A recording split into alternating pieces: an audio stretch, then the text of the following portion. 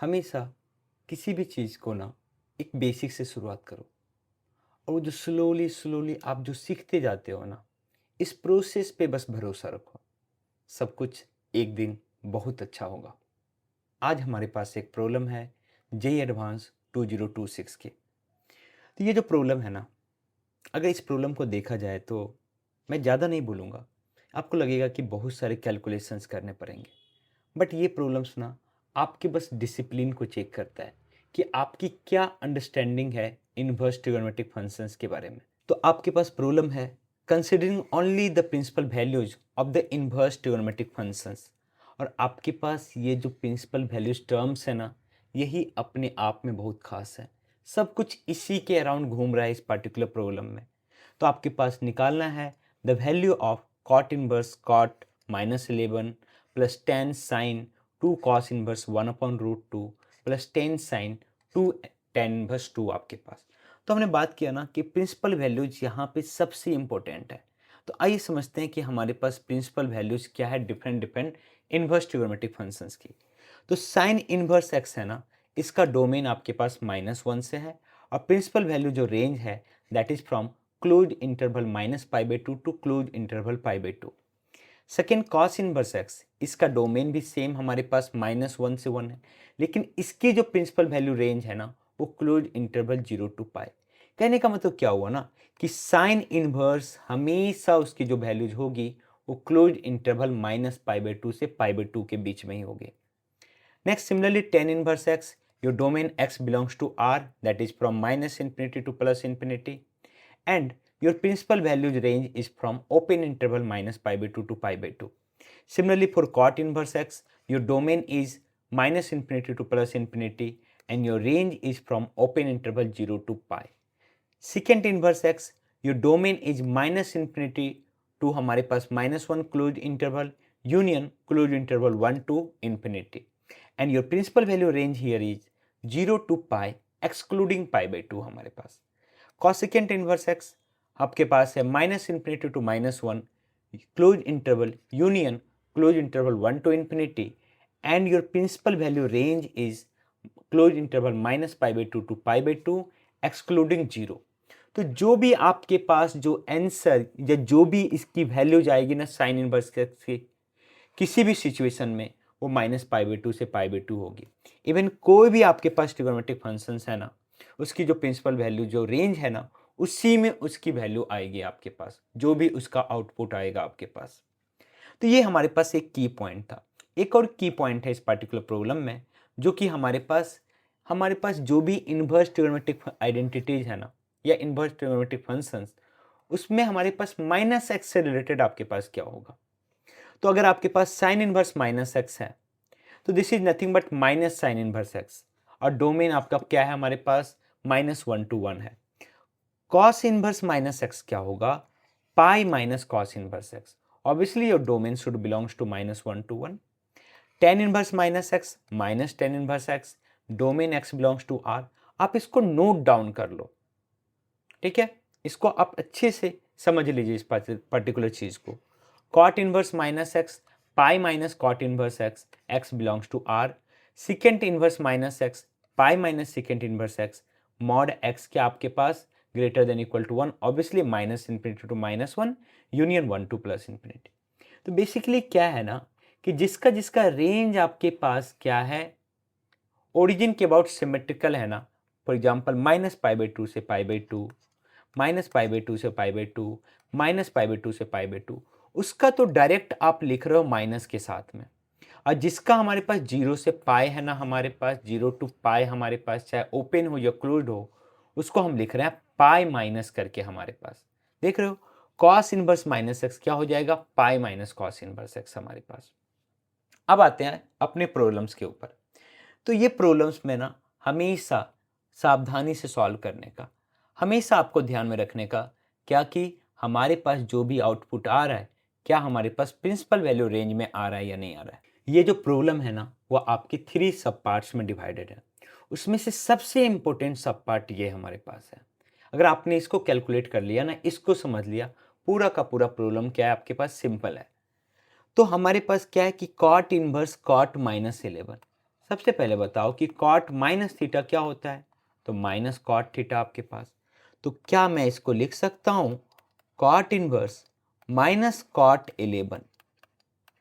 मैं -11 के साथ प्रोसीड नहीं करना चाहता हूं। अगर आपके पास पॉजिटिव कर सकते हो ना, वो करो, प्रॉब्लम्स आपको सिंपल लगेगा। अब हमारे पास है कि कॉट इनवर्स, हमारे पास अभी देखा कि कॉट इनवर्स माइनस एक्स क्या होता है, pi minus cot inverse x. लेकिन उसके लिए ये क्या होना चाहिए, this x must belongs to R आपके पास। तो क्या ये जो हमारे पास है ये आर से बिलोंग कर रहा है? यस, कोई टेंशन नहीं यार, कंप्लीट आर है, माइनस इंफिनिटी से प्लस इंफिनिटी। तो हम इसको क्या लिखेंगे, pi minus cot inverse cot 11, ये आपके पास। अब यहां पे बहुत सारे लोग गलती करते हैं, देखते हैं यार कॉट इनवर्स कॉट है तो 11 नहीं, कॉट इनवर्स की जो भी आउटपुट आएगी वो 0 टू पाई के बीच में आएगी, यही इसका प्रिंसिपल वैल्यू ब्रांच है। तो इसको कैसे सॉल्व करना, बिल्कुल सिंपल सा एक तरीका बताता हूं। आप एक काम करो कि मान लो कि लेट हमारे पास कॉट इनवर्स कॉट 11 जो हमारे पास है ना, this is equal to theta.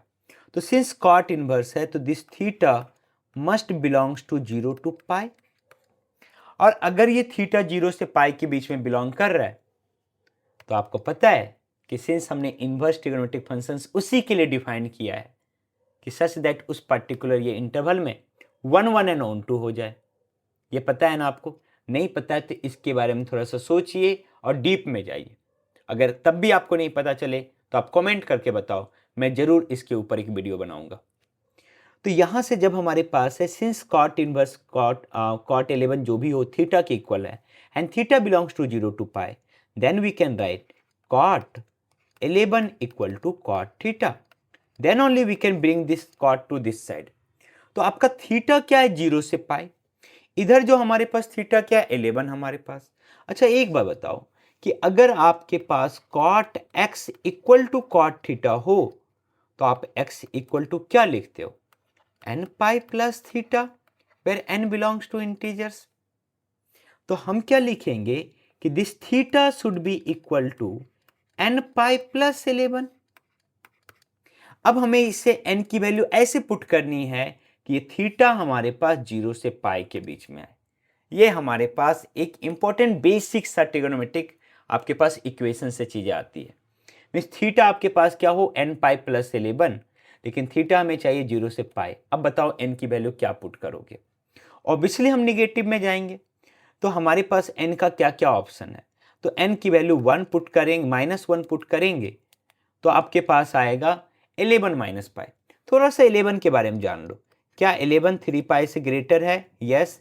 क्या ये हमारे पास किससे लेस है, हमारे पास 4 पाई से लेस है, ये हमारे पास। तो जब n आपके पास ये है तो n की वैल्यू हम क्या पुट करेंगे, यहाँ पे n की वैल्यू -3 पुट करेंगे। तो -3 जब हम पुट करेंगे तो हमारे पास थीटा आएगा -3 पाई प्लस 11। अब बस चेक कर लो, क्रॉस चेक कर लो, क्या -3 पाई 11 0 से पाई के बीच में है या नहीं। क्यों? क्योंकि कॉट इनवर्स हमेशा वही आउटपुट देगा अपने प्रिंसिपल वैल्यू ब्रांच में। कोई भी जो ट्रिगोनोमेट्रिक फंक्शंस है ना, वो अपना आउटपुट हमेशा अपने प्रिंसिपल वैल्यू ब्रांच में देगा। तो बस चेक कर लेते हैं। तो यहाँ पे -3 पाई ऐड कर देते हैं तो हमारे पास क्या आ जाएगा, 4 पाई -3 पाई, और यहाँ पे हमारे पास 3 pi -3 pi. That means -3 pi plus 11, this is less than pi, greater than 0। कोई टेंशन नहीं, हो गया काम। दैट मीन्स कि हमने थीटा जिसको एज्यूम किया था इस कंप्लीट को, इसकी वैल्यू आ गई -3 पाई 11।